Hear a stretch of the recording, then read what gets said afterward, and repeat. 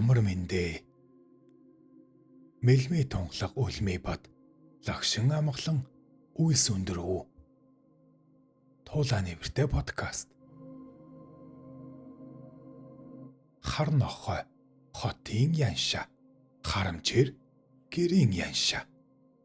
Монгол ардын зүрэг.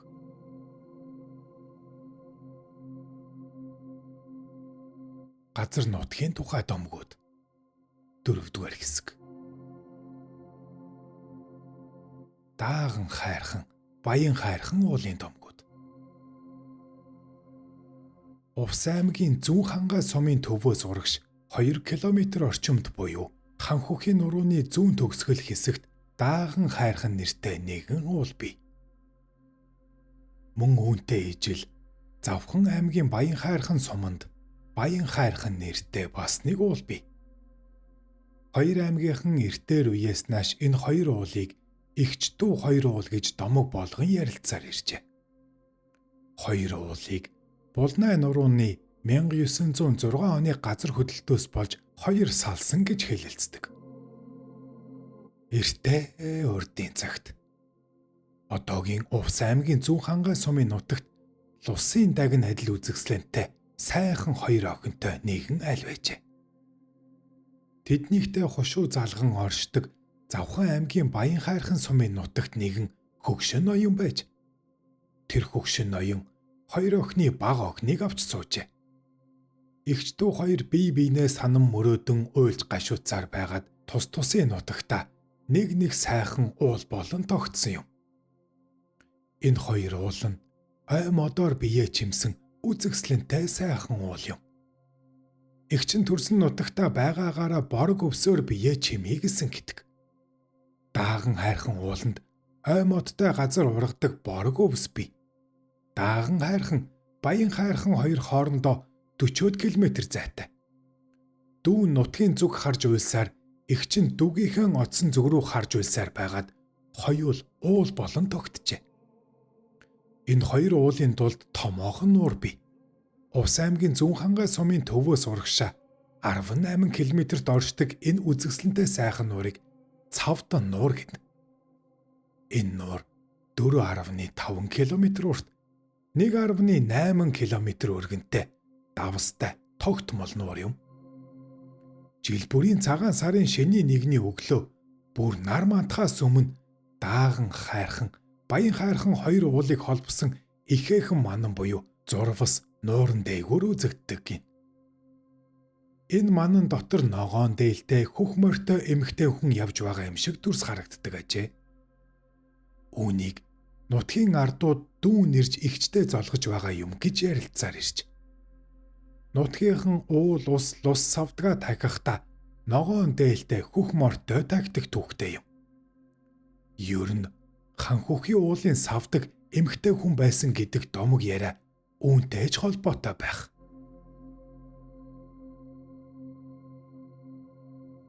Гурван хүүхэн уулын домог.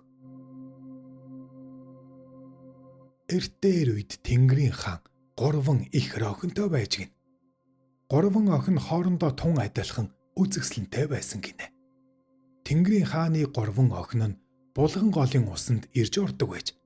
Нэгэн өдөр тэдний усанд орж байтал булган голын бургасан дотор адуу хайж авсан нэгэн адуучин залуу тэднийг олоод харчихжээ. Тэр залуу өдөр болгон тэднийг ирж харсаар тэдний нэгэн дурлцгаж гин. Дурлсан бүсгүйгээ алдахгүй тулд адуучин залуу тэдний нөмөргийг нуучихжээ. Гурван охин уснаас гарч ирээд хувцсан алга усныг мэдээд ичид зовсондоо гурван сайхан уул болон тогтжээ.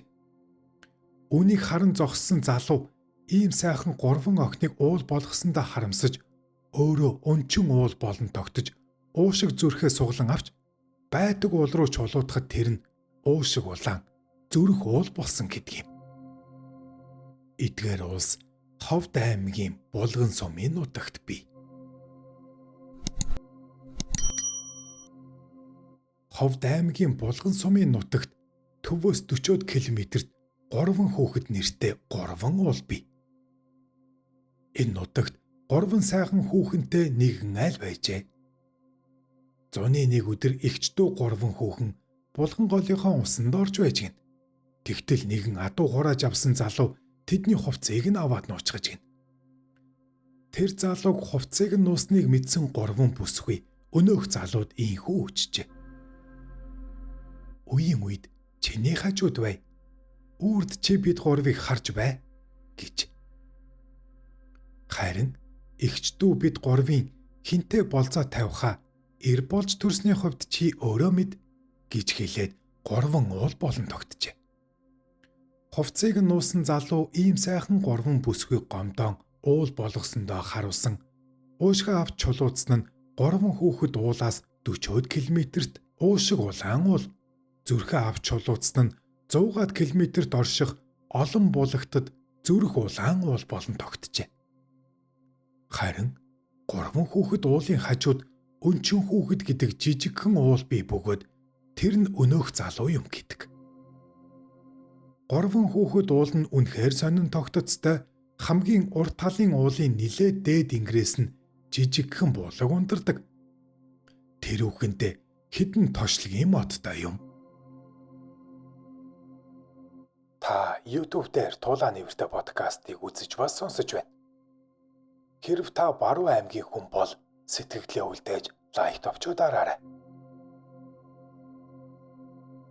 Дээр үед 3 хүүхэд уул 3 хүүхэн уул нэртэй байсан гэдэг. 3 хүүхэд уул үнэхээр сонин тогтцтой. Хамгийн урт талын уулын нилээд дээд ингрээс нь жижигхэн булаг ундардаг. Тэндээ тошлог жимстэй модтой. Нутгийн олон 3 хүүхнийг уул болон хувирсан тэр цагаас сүсэглэн биширж анги өрөөсийг авлаж жимс ногоог нь хөнтгийг бүр мөсөн болсон бөгөөд хинч зүрхэлж очиж авирахыг хүсэхгүй байж. Гэтэл хэлснийг хэрэгсдэггүй гүжүүд нэгэн ир зориглон авирж зогсолтгүй матсаар 3 хүүхдийн нэг нь оройд гарч гин. Гарч болохгүй нүцгэн улаан уул юм чинь бууж яагаад ч болсонгүй. Булт олноосоо тусламж гуйж уйлан хайлан чарлсаар 3 хонож гин. Нутаг зооныхон бүтэлгүй хүүд буян үлдэж буулгаж авахаар ламын уншлаг идэ будаагаар уулыг тахиулж тойруулж овоо босгож ботохтой инг бойлуулан унахтайгүй янцгаалуулан чимээ өгч үнжүүлэн хонуулан байж 7 урд их аргамжийг залган хонин чинээ 7 хун цэнийг барьж хэрэн хижин нисгэн байж зөрүү зантай хүүг зүдрэн байж буулгаж авсан юм гэдэг. Түүнээс хойш зөрүүд хүүг зүрхээр нь буудсан ч өгдөггүй шидтэй болж уул усаа сүсэглэж биширх нь улам бүр ихсэж ирсэн сонин домогтой ажээ.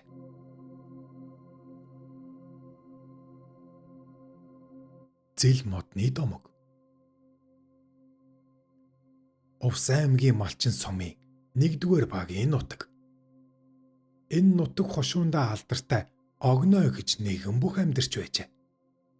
Огноо 100 хошуу ноёноос цуслан нүх ажлагын тэмээ гуйжээ.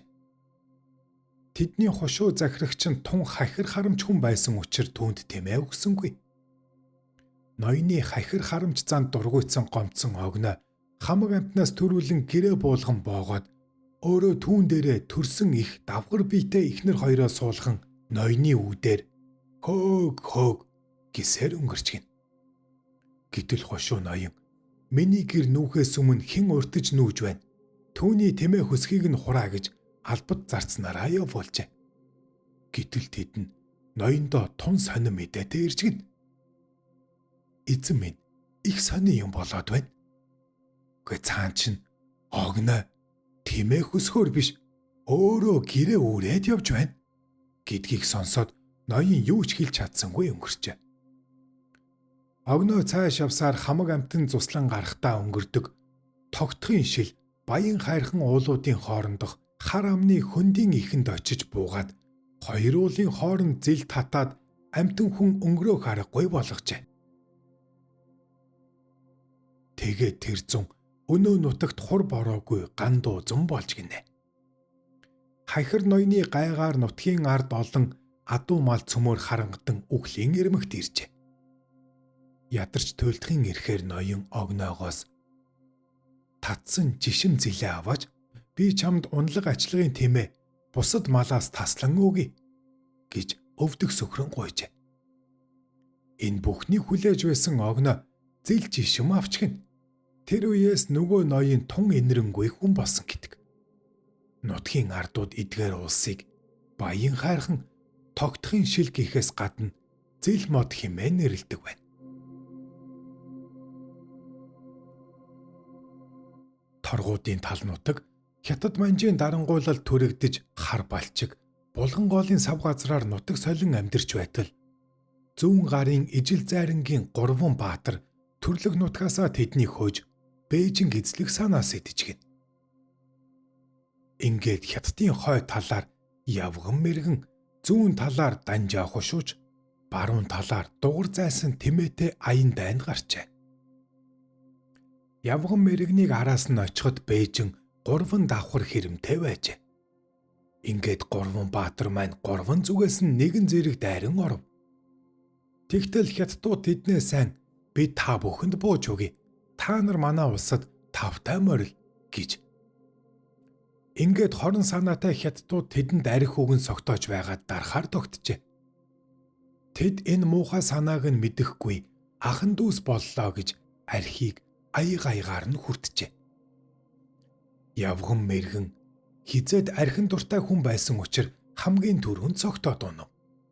Нөгөө хоёр нь сэмэрхэн тэдний хувилдааныг сонсон хоёр тийш гарan зогтов.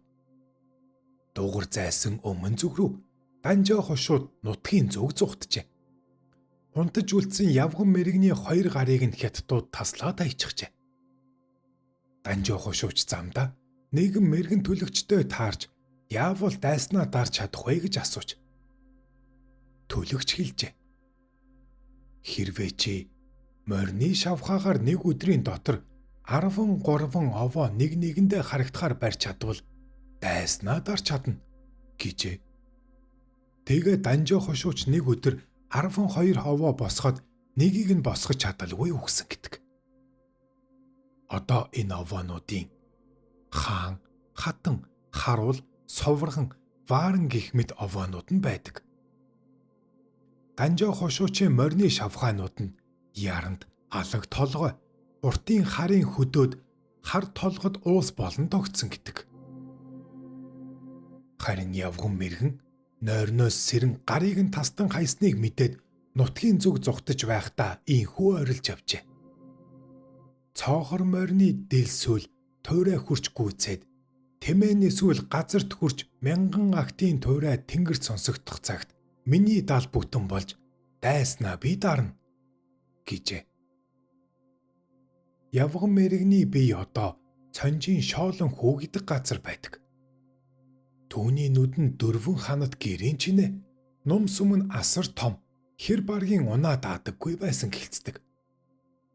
Данжаа хошуучийн морины толгойг цагаан голын сувраг гэдэг газар тавьсан гэдэг юм.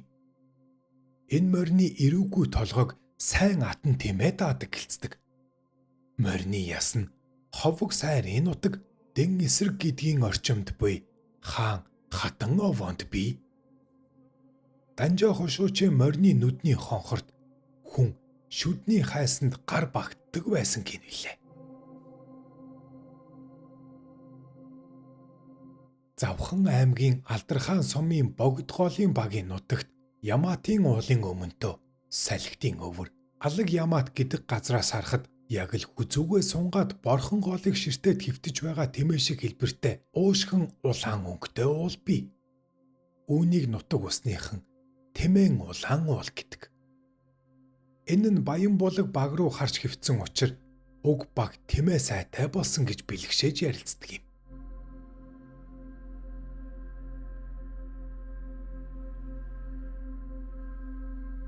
Та YouTube дээр Туулаа нэвртэй подкастыг үзэж ба сонслоо. Газар нутгийн домгоо таалагдсан бол сэтгэлдээ үлдээж subscribe төвчөө дараарай. Subscribe төвчөө дарснаар та дараагийн бичлэг ороход цаг алдалгүй үзэх юм. Мөн нүүр номон дээр Туулаа нэвртэй гэсэн хуудас бий. Нүүр номоор аялахдаа хуудсыг минь дагвал Туулаа нэвртэй чинь баярлах юм. Танд таны гэр бүлд эрүүл их ад жаргал хамгийн сайн сайхан бүхнийг хүсье.